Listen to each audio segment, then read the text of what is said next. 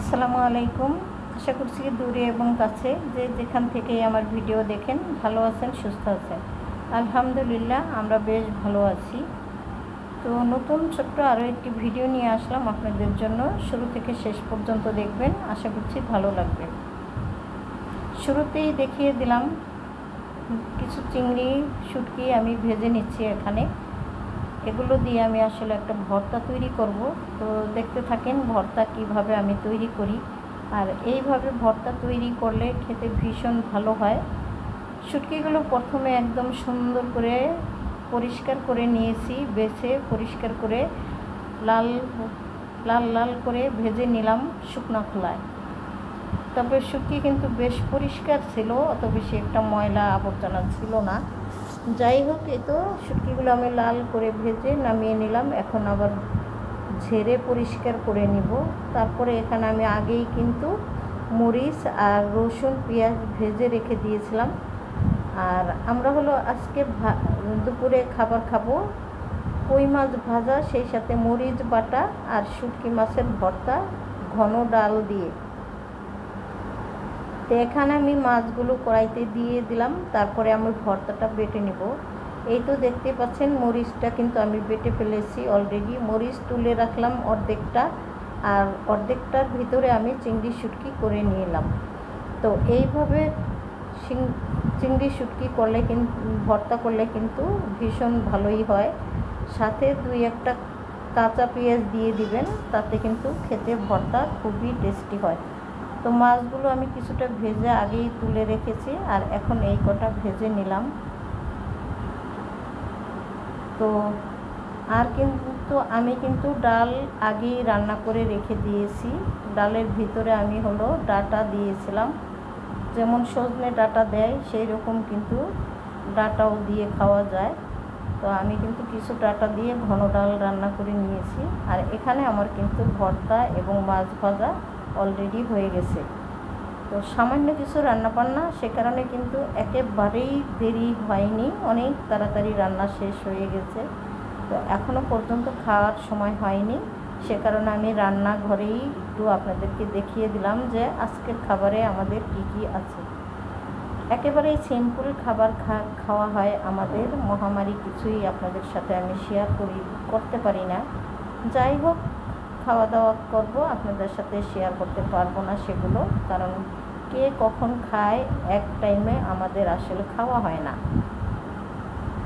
তো এটা ছিল সন্ধ্যার পরে। দুপুরবেলা খাবার যখন খেতে এসেছিল তখন কিন্তু কিছু পাট শাক এনেছে আর 5 লিটার তেল এনেছিল। তো পাট শাক আমি এই বছরে এখনও পর্যন্ত রান্না করিনি, আজকেই প্রথম। তো ভাবলাম যে একটু শেয়ার করি। পাট শাক অনেকেই পছন্দ করেন, আবার অনেকে হয়তো খেতে চান না।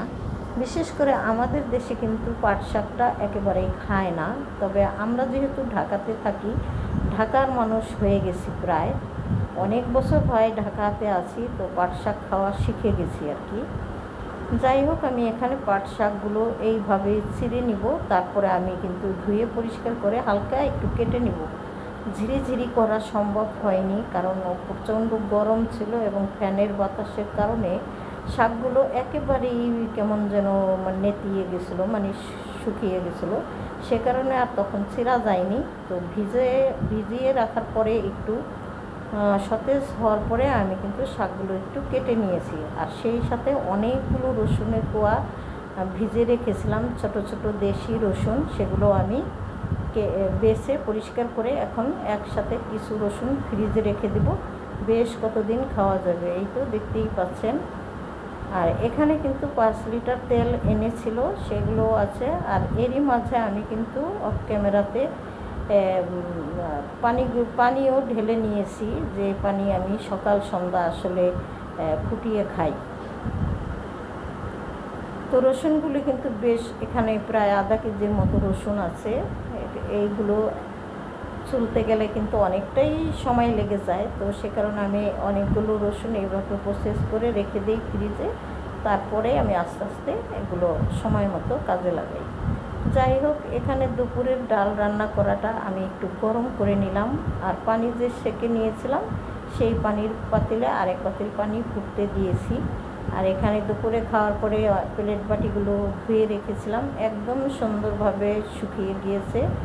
প্লেট বাটি শুকিয়ে না রাখলে আমার আবার ভালো লাগে না, তো সে কারণেই এখানে রেখে দেওয়া, পানি ঝরে শুকিয়ে থাকে। এমনিতেই তো প্রচণ্ড গরম, আপনারা জানেন, এই গরমে কোনো কিছুই আর কি আর ভিজা বা এরকম কিছু থাকে না, রাখার সঙ্গে সঙ্গেই একদম শুকিয়ে চলছে। যাই হোক, প্লেট বাটিগুলো গুছিয়ে নিলাম আর পাশাপাশি টুকিটাকি অনেক কাজকর্ম সেরে নিলাম। তো প্লেট বাটি সবসময়ই আমার এই কিচেন র্যাকটার উপরে আমি রেখে দিই, তো সেভাবেই রাখলাম। আর ডালটা এই যে দেখতেই পাচ্ছেন, ডাটা দিয়ে রান্না করেছি, ভীষণ মজা হয়েছিল খেতে। তবে বাসার ভিতরে এক একজন এক এক রকমের খাবার খায়, সে কারণে আমার একটু অসুবিধাও হয়ে যায়। যেমন ডাটা দিয়ে রান্না করা ডাল আমি এবং আমার হাজব্যান্ড খুবই পছন্দ করি, কিন্তু ছেলে দুটা একেবারেই পছন্দ করে না, তো ওদের জন্য একটু অসুবিধা হয়ে গেল। তারপরেও করি মাঝে মধ্যে, কারণ সবার পছন্দের খাবারই তো সবার জন্য মাঝে মধ্যে করতে হয়, একদিন ওদেরটা একদিন আমাদেরটা, এরকম করেই করা হয়। যাই হোক, একদিন আবার দুই গ্রুপেরই সব কিছু ঠিকঠাক করে রান্না করা হয়। ঈদের পরে আমি কিন্তু সেমাই সুজি রান্না করিনি, তবে ঈদের দিন যে রান্না করেছিলাম সেগুলো করার পরে এখানে কিছু রয়ে গেছে, সেগুলো এভাবেই আছে। কারণ হুট করে ঈদের দিন চলে গিয়েছিলাম বাড়িতে, ছোট ছেলে ছিল বাসাতে, তো ওই তো আর গুছিয়ে রাখবে না। এখন আমি এসে পড়েছি, সব কিছুই সুন্দর করে টুকটাক করে গুছিয়ে রাখবো।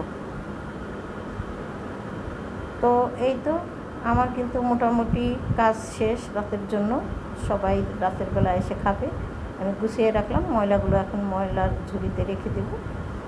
তো সবার কাছ থেকে বিদায় নিয়ে নিই, সবাই ভালো থাকেন আর আমার পাশে থাকেন, আমাকে সাপোর্ট করেন, আপনাদের সাপোর্ট আমার অনেক দরকার। আল্লাহ হাফেজ।